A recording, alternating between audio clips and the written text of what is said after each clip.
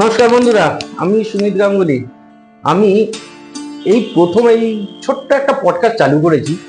তো আজকে এই প্রথম আমার ভিডিও প্রথম আমি শুরু করছি। তো শুরুটা কাকে দিয়ে করছি? আমাদের সায়ন্তন বাবুকে দিয়ে।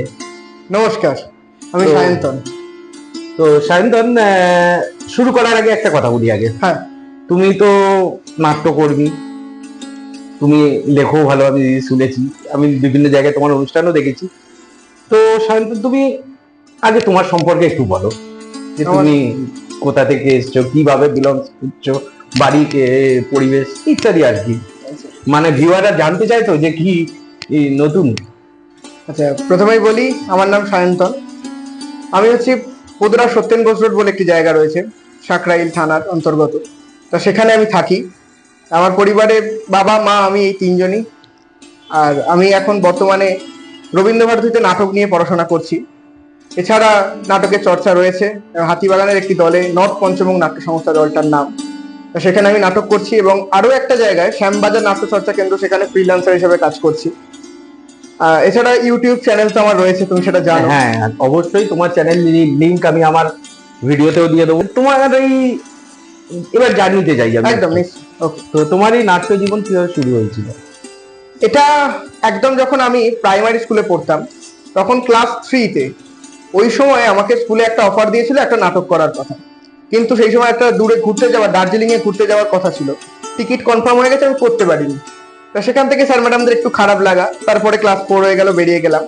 যখন সেকেন্ডারি স্কুলে উঠলাম, সেখানে পাড়াতে একটা নাটক হয়েছিল, নাটকটার নাম হচ্ছে ধন্বন্তরী মহৌষধী। পাড়ার নাটকে আমার কোনো ক্যারেক্টার ছিল না, বড়দের নাটক, কমেডি নাটক। আমার বাবা নির্দেশনা দিয়ে সবকিছু দিয়ে করাচ্ছিল। তো আরো একটা একটুখানি আটকালাম, তো এই বাবা দারুণ নির্দেশনা দেয় আমাদের এখানে, আমরা শিউদা বলে জানি। তো উনি বিভিন্ন এই ধরনের সাংস্কৃতিক জিনিসে আছেন, তো ওনারই একটা ছায়া পেয়েছে একদম একদম। তো তারপর বলো সায়ন্তন। হ্যাঁ, ওই সময় বাবা যখন সবকিছু দিয়ে, যত সেট মঞ্চ যা কিছু করার সবকিছু, মিউজিক ইত্যাদি সব লোক ব্যবস্থা করার করে যখন নাটকটা করছে, আমার তখন খুব ইচ্ছা জেগেছিল যে আমি এটা করি না, আমার একটা ক্যারেক্টার হোক না। কিন্তু আমার কোনো ক্যারেক্টার ওখানে লেখা ছিল না। এবারে ওখানে একজন, এখানেই কাছাকাছি বাড়ি, নরেশ সর্দার বলে একজন ছিলেন, তা তিনি ওখানে নাটকটা এবারে ডিরেকশনে ঢুকেছিলেন। তা তিনি বলেন ঠিক আছে, ওর এত ইচ্ছা, একটা ক্যারেক্টার লিখে দিয়েছিল বিচ্ছু, একটা কমেডি ক্যারেক্টার। সামান্য 10 মিনিটের অ্যাপিয়ারেন্স ছিল, কিন্তু আমাকে বলেছিল তুমি সারাক্ষণ স্টেজে বসে থাকবে। আচ্ছা, আমি স্টেজেই বসেছিলাম। এবারে তার সঙ্গে সঙ্গে এক্সপ্রেশন, ওই আমার শুরু। তারপরে স্কুলে ইউথ পার্লামেন্ট কম্পিটিশন যেগুলো হয়, দিল্লির ওই সাংসদদের নিয়ে, এমপি, সচিব, তা সেখানে আমাকে একটা সচিবের ক্যারেক্টার দিয়েছিল। সারাক্ষণ এই 20 থেকে 30 মিনিট ওই সময়টা বসে থাকে এবং মাঝে মাঝে একটা দুটো ডায়লগ। বেস্ট সেক্রেটারি জেনারেলের অ্যাওয়ার্ডটা পেয়েছিলাম আমি দুবারই। একটা হচ্ছে জেলা স্তরে, আর একটা হচ্ছে ওই বিভিন্ন স্কুলগুলো যখন যায় ওই স্তরটা, মানে ইন্টার স্কুল ড্রামা, যেটা একদম প্রথম স্তরটা আর জেলা স্তরে। তারপরে আমাদের স্কুলটা থার্ড হয়েছিল বলে যেতে পারিনি। ওই থেকে আমার শুরু নাটক করা। তারপরে এমনি টিউশনে বিভিন্ন ছোট ছোট নাটক করতাম। এবারে তারপরে যখন রবীন্দ্রভারতীতে যাবো, এবারে তারপরে নাটক নিয়ে আরো চর্চা শুরু করলাম, নাটক দেখা শুরু করলাম। তারপরে ওই নাটক নিয়ে দলে ঢুকলাম, নাটক করছি এখন। আমার লেখা নাটক ওই পাড়ায় দুর্গাপূজায় হলো, তুমি কভার করেছো। হ্যাঁ, নিশ্চয়ই। সবার পুজো এক হয় না, সবার পুজো এক হয় না। আমাকে নাটক করতে বললে আমি নাটক একটা টাইমই করতাম। বাচ্চাবেলায় যখন মা বলতো যে স্কুলে যা, তখন বলতাম যে পেটের যন্ত্রণা করছে, আমি যেতে পারবো না। তো এই টাইপের নাটক আমি করেছি।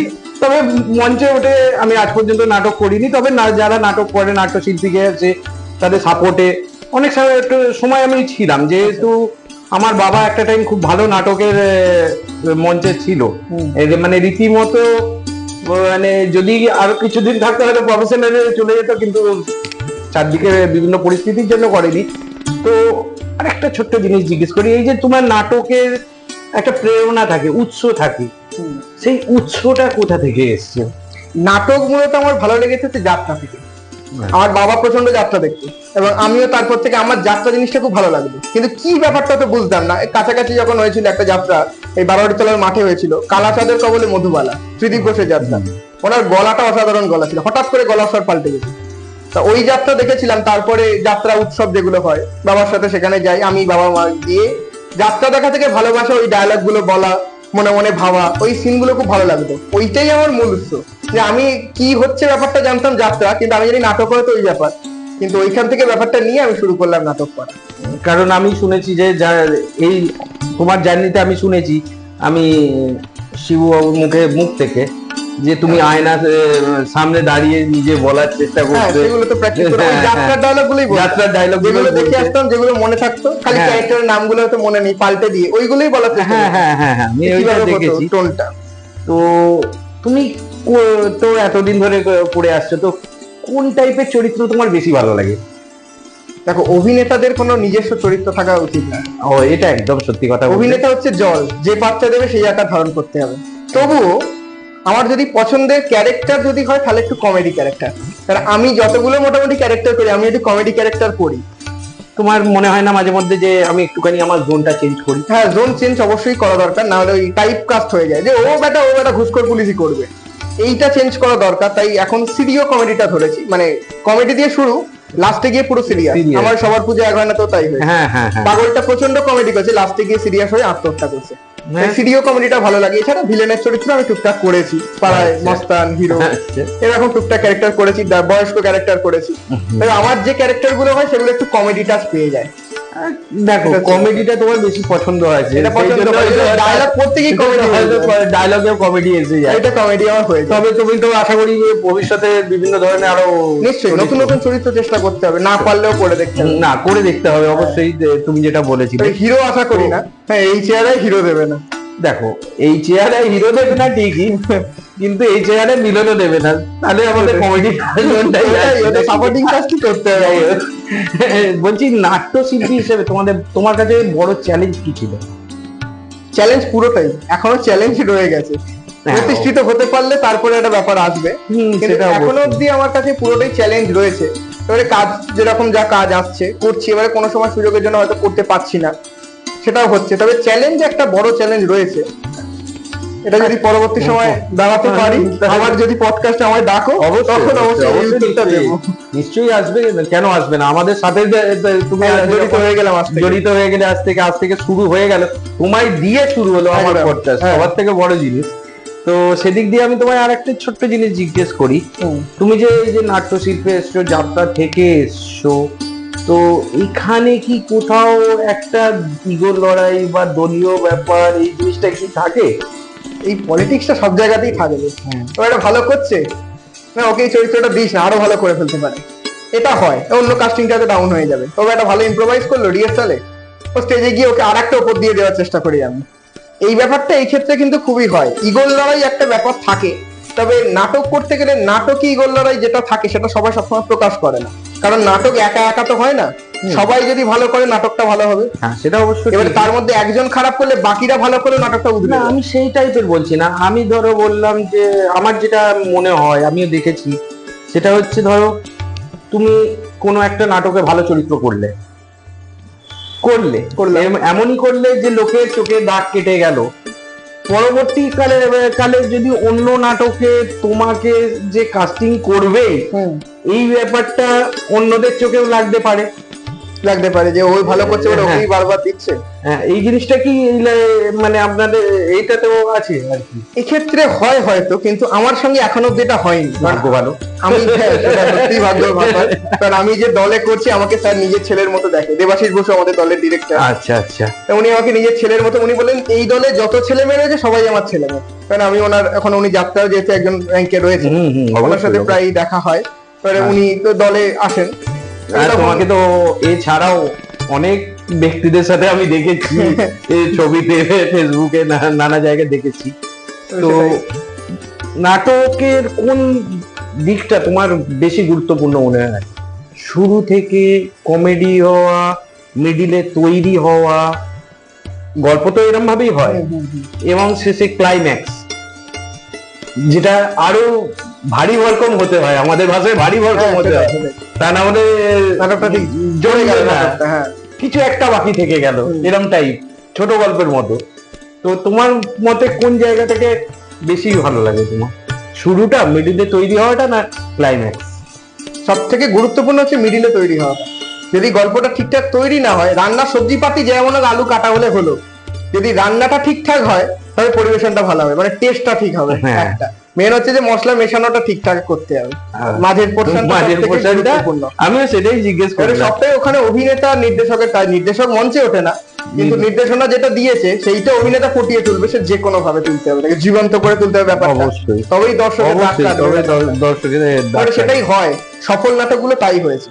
শুরু একটা হলো, হয়তো খুব বোরিং যাচ্ছে, ভালো লাগছে না, তারপরেই এমন ঘটনা ঘটলো বা এমন কোন অভিনেতা মঞ্চে এলো, পুরো পাল্টে গেল শেষ পর্যন্ত, মানে হাত আমি কিছুদিন আগে একটা নাটক দেখেছিলাম এরকম, মানে ওটা ব্যাপ্তি কালচারাল অ্যাসোসিয়েশনের একটা নাটক দেখেছিলাম এইরকম, সত্যিকারের দাঁত দাঁত কেটে গেছিল যাকে বলে, মানে দারুণ চরিত্র, মানে একজন মৃত ব্যক্তির মৃত্যুর পরের গল্প নিয়ে, খুব সুন্দর লেগেছিল। আচ্ছা আচ্ছা, তুমি তো নাট্যশিল্পে যাত্রা শিল্পের দুটো জায়গাতেই আছো, তো আগে মানুষ কোথাও যদি হতো এই যাত্রা হচ্ছে চ, একখানা বিরাট বড় ব্যাপার ছিল, মানে আমি ছোটবেলাতে আমি এনামও দেখেছি, তখন তাপস পাল যাত্রা করতো, তো একটা ওনার তো সিনেমাতেও ছিল সাহেব, সেই সাহেব কিন্তু যাত্রাতেও এসেছিল, তো ওইটা দেখার জন্য আমি দেখেছিলাম, আমার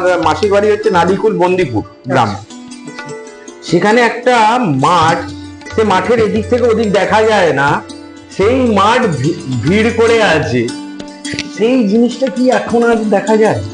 যাত্রার ক্ষেত্রে এখন বর্তমানে যারা যাত্রাটাকে টেনে নিয়ে যাচ্ছে মূলত তারা হচ্ছে কাকলি চৌধুরী, অনল চক্রবর্তী, এরা যাত্রার হিট জুটি। এদের যাত্রা হলে যেমন এখন হলেও হাউসফুল হয়ে যায়, মাঠেও পা গলানোর জায়গা থাকে না, এটা হচ্ছে যাত্রার ক্ষেত্রে লোকটা গ্রামে গঞ্জে প্রচন্ড যায়, গ্রামে গঞ্জে, শহরে কিন্তু যাত্রার চলটা কমে গেছে। যাত্রার চলটা পশ্চিমবঙ্গ সরকারের উদ্যোগে এখন নাটকটা হচ্ছে নাট্যমেলার জন্য, কারণ কোনো হল এখন খালি থাকছে না, যেমন সবারই এখন ওই হল বুক করতে গেলে অসুবিধা হয়ে যাচ্ছে যে সব দলই বুক করে রেখেছে, নাটকটা হচ্ছে কিন্তু লোকটা কম হচ্ছে, ওইটাই নাটকের লোকটা কম হচ্ছে। নাটক তো প্রচুর মানুষ প্রচুর ভালো ভালো লিখছে, আমি প্রচুর ভালো নাটক হচ্ছে, এবং গল্পের মধ্যে তাদের টুইস্টও অনেক কিছু আছে, কিন্তু যখনই আমি হল কভার করতে গেছি আমি আগে, তো গিয়ে দেখছি হলে কিন্তু 10-15 জন হয় না, সেটাই হয়তো একটা কোনো গল্প যেটা নাম করছি না, হয়তো বাংলা সিনেমা খুব হিট একটা সিনেমা যেমন রোল হাউসফুল হচ্ছে এখন, কিন্তু সেরকম একটা খুব ভালো নাটক, হয়তো লেখকটা একটু নাম করা হয়নি এখন অব্দি, তার নাটকটা খুব ভালো একটা হয়তো গল্প, হলে গেলে দেখা যাচ্ছে 50 জন হয়তো লোক, হ্যাঁ অবশ্যই এটাই হচ্ছে ব্যাপার, কিন্তু নাটকগুলোকে দেখতে যাচ্ছে না, একমাত্র নামি আর্টিস্ট হলে দেখতে যাচ্ছে, হয়তো বড় কোনো আর্টিস্ট হাউসফুল হয়ে গেছে, কিন্তু ছোট আর্টিস্টদের অভিনয় এখন দেখছে না, এটা সব থেকে সবার থেকে খারাপ, সবার থেকে কি ব্যাপারটা হচ্ছে সাপোর্ট।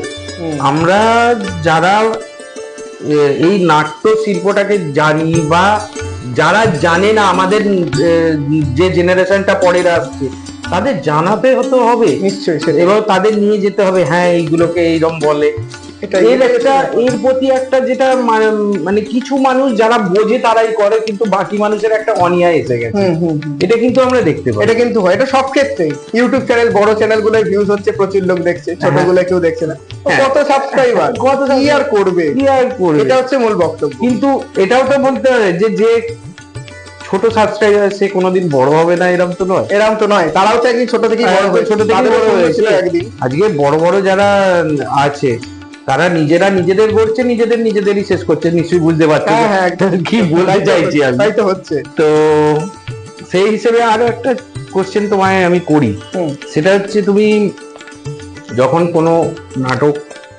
তুমি তুমি কি কখনো নির্দেশনা করে দিয়েছো? হ্যাঁ, আমার ওই সবার পূজা এগারোতে আমি নির্দেশনা দিয়েছিলাম, আর অভিনয় তো করেছো? অভিনয় নিজে করেছিলাম, নিজের লেখা ছিল, দারুণ ছবিটা আমি দেখেছি, তো আমি ছবিটা দর্শকদের দেখাবো, আমি যখন আমার এই ভিডিও আসবে তার মধ্যে এখানে আমি ওর ব্যানারটা দেব, সবার পুজো এক হয় না, তো তুমিও কি এরকম স্ক্রিপ্ট বাছো যখন নিজে করো? স্ক্রিপ্ট বাছার বলতে না, যেটা মাথায় আসে ওটাই লিখি, এবারে লিখতে লিখতে হয়তো ব্যাপারটা হয় যে হয়তো একটা এই প্লটের সঙ্গে একটা মোটামুটি মিলছে, হয়তো দেখেছিলাম এই জিনিসটা এটা আছে, সেটাকে এবারে পরিবর্তন করে করতে হয়।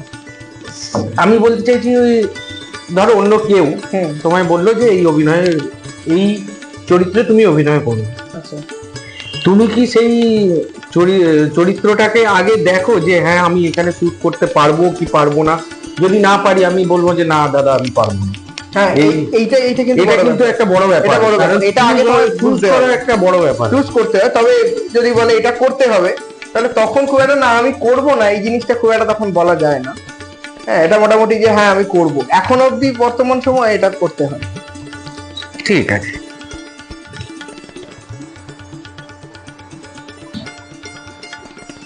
তো আরেকটা বড় জিনিস, সেটা হচ্ছে মঞ্চের পাশাপাশি, এটা সবাইকে জিজ্ঞেস করা, মানে প্রত্যেকটা শিল্পীকে আমি জিজ্ঞেস করব এবং ভবিষ্যতেও করে যাব, টেলিভিশনে কাজ করার কেমন ইচ্ছা? টেলিভিশনে এখন তো মেগা সিরিয়াল হয়েছে, সিনেমা হয়েছে, সিরিয়াল হয়েছে, কোনোটা কম এপিসোডে হয়, কোনটা বড় এপিসোডে হয়, ওয়েব সিরিজ হয়। তো কিরকম ইচ্ছা ওটা বলো? বাঁচতে হবে তো, পয়সা ইনকাম করতে হবে, সংসারটাকেও চালাতে হবে। নাটকে কিন্তু একটু টাকাটা কম, যদি যতক্ষণে তুমি প্রপার শিল্পী না হতে পারছো, নাটকে একটু টাকাটা কমই থাকে। কিন্তু এই কি সম্মানটা খুব ভালো পাওয়া যায়, প্রচন্ড সম্মান রয়েছে নাটকে। ওই যে মঞ্চে কাজ করার সময় যে হাততালি, দর্শকরা এসে যখন জড়িয়ে ধরে, খুব ভালো লেগেছে অভিনয়টা, এইটাই মেন আসল। তাই নাটকটাকে মেন ভালোবাসা, পয়সাটা আসল নয়। কিন্তু এর পরবর্তী সময় সিরিয়াল সিনেমা করার একটা ইচ্ছা আমার রয়েছে বরাবরই, কারণ এটা করতে হবে। তার জন্য আমি পড়াশোনাটা করে, আমি এখনো অব্দি ওই বিষয়টা নিয়ে অতটা চেষ্টা করিনি, কারণ শিখে যাওয়া দরকার। কারণ যদি শিখে না যায়, তুমি কি শিখেছো? রবীন্দ্রনাথ কি করছে এতদিন? এইটা খুব বড় কথা বলবো, এটা সবার থেকে বড় জিনিস। হ্যাঁ, দুটো খারাপ কথা বলার থেকে আমি শিখে গেছি, আমার একটু খারাপ কথা বলতে পারবে না, আমি কাজটা পারি। তুমি কি শিখে এসছো, এই করছো, এইটা খুব খারাপ লাগা, এইটাই সত্যি খারাপ লাগবে তখন, যে আমি করতেই পারলাম না ব্যাপারটা, যে লোকে আমায় এরকম বললো। তার জন্য আমার করার ভবিষ্যতে এই প্রশ্নের উত্তর ইচ্ছা আছে, আমি করব সিনেমা সিরিয়াল, আমার ইচ্ছা আছে। তো তোমাকে নাটকটাকেও থাকবে, নাটকটা তো অবশ্যই রাখবে, অবশ্যই রাখবে, কারণ সবসময় মাটিকে তো ভোলা যায় না। নাটকটা আমার মাকে বাদ দিয়ে কিছু, মাকে বাদ দিয়ে এটা আমার নাটকটা আগে, তারপরে ওইগুলো। আর সবার থেকে বড় জিনিস আমি তোমাকে জিজ্ঞেস করছি, সেটা হচ্ছে তোমাদের গলা, একটা ভয়েস, এটা একটা বড় ব্যাপার, সত্যি বড় ব্যাপার। আইসক্রিম চলে?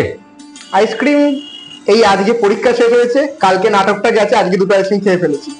কিন্তু না হলে আইসক্রিমটা খুব একটা আমি খাই না, কারণ গলাটা মেন বাঁচাতে হয়। না হলে ওই কোন একটা কথা বলতে আমি হয়ে গেছে, এই গলাটা বেরিয়ে পড়লে ওই জিনিসটা যখন এটা বেরিয়ে যাবে, গুরু গম্ভীর কথা বলতে গিয়ে আমি, হ্যাঁ, এইটাই তখন অসুবিধা। ওই জন্য আমাদের গার্গেল করতে হয়, আমাদের বলে গলা ঠিক রাখবি আর পেট ঠিক রাখবি, পেট খারাপ হলে কাজ করা যাবে না, আর গলা ঠিক রাখলে কাজ করা যাবে। আর নাটকের আগে কি তুমি কোনো প্রস্তুতি টাইপ নাও, যে যে চরিত্রটা, সেই যেমন সিনেমায় বলে যে আমি এই চরিত্র নিয়ে 1 মাস ঘরের মধ্যে ঢুকে গেছি, আমি যে চরিত্রের মধ্যে নিজেকে নিয়ে আসছি, এরকম টাইপের শুরুর আগে প্রথম কাজ আমার ঠাকুরকে ডাকা, আগে ভালো করে ভগবানকে ডেকে নি, যে না হয় একদম আগে যেন মনে থাকে যে আমার যা পড়ে গেছি।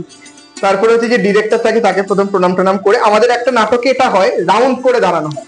নাটকে হয় যখন ওয়ার্কশপ হয় বা এমনি যখন নাটক শুরু হয়, হয় বসা হয় রাউন্ড করে, না হলে দাঁড়ানো হয় রাউন্ড করে, হাতগুলো একে অপরে ধরা থাকে, একটা পজিটিভ এনার্জি পাস করা হয়। যে ডিরেক্টর থাকে সেই পজিটিভ এনার্জিটা পাশের জনকে পাস করলো, হাতটা চাপ দিল, এরকম ভাবে পজিটিভ এনার্জিটা পাস হয়। বাহ, এটা করার পরে যাতে সবাই একটা পজিটিভ ভাইব থাকে, তারপরে একে অপরকে জানলাম জিনিসটা খুব ভালো। হ্যাঁ, এটা আমাদের করা হয়, অনেকেই এটা করে থাকে, যে এই যে হাত চাপার মাধ্যমে একটা যেন পজিটিভ একটা হাত ধরে আছে, অপরজন চাপলো, আমি পেলাম, আমিও পাশের জনকে চাপলাম, পজিটিভ এনার্জিটা গেল। তারপরে একে অপরকে আলিঙ্গন করা, বড়দের প্রণাম করা, হ্যান্ডশেক করে মোটামুটি এবার ঠাকুরকে ডেকে, তারপরে মোটামুটি কি আছে জিনিসটা একবার মাথার মধ্যে সাজিয়ে নিয়ে জল ঠল খেয়ে ওটা মঞ্চে নেমে পড়া। মোটামুটি রিহার্সাল তো করতেই থাকে। হ্যাঁ, রিহার্সাল করতেই হয়। রিহার্সাল কিরকম, কতদিন ধরে চলে? বড় নাটক হলে নিশ্চয়ই বেশি, বড় নাটক হলে বেশি দিন, তবে যেগুলো স্ক্রিপ্টের উপরে বেস করে নাকি রিহার্সালটা? পূর্ণাঙ্গ নাটক মিনিমাম তো 10টা-12টা রিহার্সাল দিতেই হয়, তার আগে কিছু সিটিং থাকে। 10টা রিহার্সাল দিতে যাবে, নাটকের আগে 2-1 দিন আগে, নাটকের আগের দিন হয় না, বা ওই দিন নাটক যেদিন হবে সন্ধ্যায় 6:30টায়, সকাল থেকে স্টেজ রিহার্সাল হয়, কোথায় আলো পড়বে, কোথায় দাঁড়াতে হবে, স্টেজ রিহার্সাল হলো ড্রেস নিয়ে, তারপরে সন্ধ্যায় মেকআপ দিয়ে শুরু। তার আগের গুলো এমনি রিহার্সালের যে রুম থাকে সেখানে রিহার্সাল হয়, প্রায় 10-12টা সিটিং হয়। তাও যদি নিজের আমার যখন দলে করি আমি, তখন আরেকটু বেশি হয়। তো ওটা প্রায় 3 মাস বড় নাটকের রিহার্সাল, মানে যখন আগস্টে হবে একটা ওয়ার্কশপের মতো। যদি আমাদের আগস্টে শো হয়, তাহলে মোটামুটি তোমার মার্চ থেকে শুরু হয়ে যায়, মার্চ থেকে প্রস্তুতি চলে। আবার কোনো সময় স্ক্রিপ্ট ঠিক করতে হয় ডিসেম্বরে ঠিক হয়েছে আমরা আগস্টে শো করব, জানুয়ারি ফেব্রুয়ারি মার্চ এপ্রিল পুরো শো চলছে, মানে রিহার্সাল চলছে আমাদের, তার মধ্যে অন্যান্য যে শো গুলো আছে করতে হয়। এরকম তো হয় যে আজকে রিহার্সাল আছে, যেতে তো ইচ্ছে যাচ্ছে না, এই জিনিসটা তো হয়, এটা হয়। তবে যখন নাটকটা আগে আগে যখন থাকে, যত আমি এটা কখন হয়, অনেকে বলেছে আমাকে যখন রিহার্সালের প্রথমের দিকে, শেষের দিকে যখন জায়গায় যখন ওটা করা যায় না, ওই সময়টা নাটকটার প্রতি ঢুকে পড়েছিল ভেতরে। ওটা মনে হয় না আমি না গেলে কি হবে, দল না গেলে আমার চরিত্রটা কে করবে। সেইটাই প্রথমের দিকে মনে হয় না, যখন স্ক্রিপ্টটা পড়াচ্ছে তো পড়ে নিয়েছে আগের দিন, আজকে তাহলে ডুব মেরেছে, আজকে যাবো কালকে, এবারে কাজ পড়ে যায়, স্যারকে বলা থাকে আগে ছুটি পাওয়া যায়। যখন রিহার্সালের 10টা বাকি আর 10টা রিহার্সালের ডেট দিয়ে দিয়েছে, তখন বলে স্যার বলে আমি ছুটি দেবো না, তুমি তোমার রিক্সে আসবে না। কে প্রক্সি দেবে ওই সেটাই। তো তুমি এখনো পর্যন্ত মানে মোটামুটি কতগুলো হয়ে গেল তোমার একটা আন্দাজ বলছি, তুমি শুরু করেছো কোন বয়স থেকে? ওই আমার শুরু হয়েছে ক্লাস 3 তে, ওটা পারিনি, ওই ক্লাস 5-6 এ তখন পড়ি, 6 এ পড়ি। এখন তুমি কি করছো? এখন ওই নাটকই চলছে, আমার বয়স এখন 20। হ্যাঁ, এখন নাটকে তুমি যে পড়াশোনাটা করছো ওটা নাটক নিয়ে, ড্রামা নিয়েই পড়ছি আমি। ড্রামা নিয়েই পড়ছো বিএতে আমার রবীন্দ্রভারতী ইউনিভার্সিটি। তো এতদিন প্রায় 50 পেরিয়েছে, বাপরে 50টা পেরিয়ে গেছে, কারণ সব নিয়ে, বাইরে শো নিয়ে। এবারে আমাদের বাইরে মানে তুমি কত বাইরে গেছো? কারণ আমি ওয়েস্ট বেঙ্গলের মধ্যে নাটকের ব্যাপারটা আমি জানি, আর একটা জায়গা জানি, সেটা হচ্ছে দিল্লিতে একটা ন্যাশনাল স্কুল অফ ড্রামা একখানা বিভিন্ন রিজিয়ন থেকে করে। হ্যাঁ, আর একটা আছে পুনেতে হয়, আর একটা যেটা চলে সিনেমাতে যারা স্টাররা বেরোয় ওখান থেকে। দিল্লিতে ওটা হচ্ছে ন্যাশনাল স্কুল অফ ড্রামা। বাইরে শো করতে এখনো অব্দি সেরকম আমি কোথাও যাইনি, যা হয়েছে কলকাতার মঞ্চেই হয়েছে। এবারে আমাদের রবীন্দ্রভারতীতে যে পরীক্ষাগুলো হয়, নাটকের পরীক্ষা হয়, সেখানে বিভিন্ন নাটক থাকে, নটি বিনোদিনী হয় বা সিনিয়রদের পরীক্ষায় কাজ, এই সব নিয়ে 50 পেরিয়েছে। এবারে রবীন্দ্রভারতীর একটা নিজস্ব স্টেজ রয়েছে, নটি বিনোদিনী মঞ্চ, সেই মঞ্চেও সন্ধ্যায় ওরা নাটক করে, যারা রবীন্দ্রভারতী যারা সিনিয়র রয়েছে। আর দিনের বেলা পরীক্ষার সময় সেই নাটকগুলো আমরা যখন করি, আমরা রিহার্সালও করি ওখানে, ইউনিভার্সিটি রিহার্সাল গুলো ওখানে করা হয়। এই সব মিলিয়ে আমার 50 পেরিয়েছে, দলের শো আর ওখানে মিলিয়ে। এরপর কি শান্তিনিকেতনের দিকে যাওয়ার কিছু পরিকল্পনা আছে? না, শান্তিনিকেতন এমনি ঘুরতে যেতে পারি, তবে বিশ্বভারতীতে একবার ঘুরে দেখার ইচ্ছা আছে। তবে আমি যেহেতু এখানে পড়ছি, আর বিশ্বভারতী এর পরবর্তী সময় এই রবীন্দ্রভারতীতে পুরোটা কমপ্লিট করার পরে, যদি পিএইচডি করার পরে তখন দিল্লিতে হতে পারে, এদিক নয় তাহলে। আর শান্তিনিকেতনে এমনি ওটা তো মেইন জায়গা। হ্যাঁ, সেই জন্যই জিজ্ঞেস করে। সবাই বলে আমি রবীন্দ্রভারতী ইউনিভার্সিটি থেকে পড়ার পরে শান্তিনিকেতনে গিয়ে পিএইচডি করেছি, এটা বলে থাকে। তবে রবীন্দ্রভারতীতে আমার ইচ্ছা আছে এখন অব্দি পিএইচডিটা কমপ্লিট করা, এটা লক্ষ্য। তারপরে কাজটা করবো, তারপরে দিল্লি চলো। আচ্ছা, তো তোমার প্রিয় নাট্যকর্মী কে বা অভিনেতা কে? আমি কিন্তু দুটোই জিজ্ঞেস করছি, আমি তোমার দুটোই বলবো। অভিনয় মানে নাট্য লাইনেও বলছি, আবার সিনেমা লাইনে হচ্ছে আমার যদি মানে পছন্দের একজন অভিনেতা বলতে খরাজ মুখোপাধ্যায়, আমি খুব মানিও। আমি তোমার খরাজ মুখোপাধ্যায়ের সাথে ছবি দেখি, আমার প্রোফাইলে আসে, আমি ওনাকে গুরু বলে মনে করি। খরাজ মুখোপাধ্যায় আমার খুব ভালো লাগে, ওনার অভিনয়। এছাড়া যদি এরা হচ্ছে সিনেমার একজন খুব ব্যক্তিত্ব, এবং ইনি থিয়েটারও করেন। নাট্য ব্যক্তিত্বদের মধ্যে 3 জন আছেন, গৌতম হালদার, দেবশঙ্কর হালদার, আমি নিজেও এই 3 জনের আমি দেখেছি, এবং অত্যন্ত মেঘনাদ বধ কাব্য, ওনার প্রচন্ড ক্ষমতা। এই 3 জনকে আমার ভীষণ ভালো লাগে। এছাড়া অনেকে রয়েছেন, সুজন মুখোপাধ্যায়, সুমন মুখোপাধ্যায়, এনাদের অভিনয় দেখি, মানে শেখা যায় এনাদের অভিনয় থেকে। অনেকের আছে এমন করলো শিখতে পারলাম না, কিন্তু এনারা ঠিক শিখিয়ে দেন মঞ্চের মধ্যে কি করছেন না করছেন, এমনই ব্যাপারটা করে। মানে তোমাকে জাস্ট অবজার্ভ করতে হবে, ব্যাপারটা খালি দেখলেই তোমার মাথায় ঢুকে যাবে, এমন ভাবে নিজেকে স্পঞ্জ হতে হবে। একদম তাই তো, নিজেকে ভাঙতে হবে, নিজেকে স্পঞ্জ হতে হবে, কারণ তাদের যা জিনিসগুলো আছে তোমাকে নিজেকে টেনে যেতে হবে। তো তুমি তো এখন রবীন্দ্রভারতী ইউনিভার্সিটিতে করছো, তুমি এরপরে কি নিজের একাডেমি কিছু খুলতে চাও? নাটক শেখানোর আমার বা অভিনয় শেখানোর আমার ওটা রয়েছে। আমি আগে পুরোটা শিখে নিই, তারপরে শেখানোর চেষ্টা করব। এবারে আমাকে অনেকে বন্ধুরা অনেকে বলে যে তুই তো শেখাতে পারিস, তারা অনেকে হয়তো নাচ শেখায়। আমার যারা বন্ধু রয়েছে, যারা কিছু রয়েছে, তাদের সাথে কাজ করেছি, তারা নাচ শেখায় বা কেউ গান শেখায়। আমাকে বলে তুই তো অভিনয় শেখাবি। খালি অভিনয় মূলত একটু যারা নাম করা হয়ে যায়, তাদের কাছে অনেকে বেশি শিখতে চায়। এবার আমার কাছে কি ভিত্তিতে আসবে, আমার কি রয়েছে, তাকে সেটা হচ্ছে বড় ব্যাপার। তবে আমি শেখাতে চাই। তবে আমি আমার এই পডকাস্ট চ্যানেলটা এই জন্যই খুলেছি, সবাই সেলিব্রিটি খোঁজে, আমি সেলিব্রিটির কাছে যাব, আমি সেলিব্রিটিকে দেখাবো, আমি সেলিব্রিটির সাথে থাকবো। আমি এই চ্যানেলটা খুলেছি এমন ব্যাপার নয়, আমি এইরকম মানুষ যারা আজ উঠছে, ওঠার চেষ্টা করছে, তাদের চোখের সামনে আনতে চাইছি, তাদের চিনুক।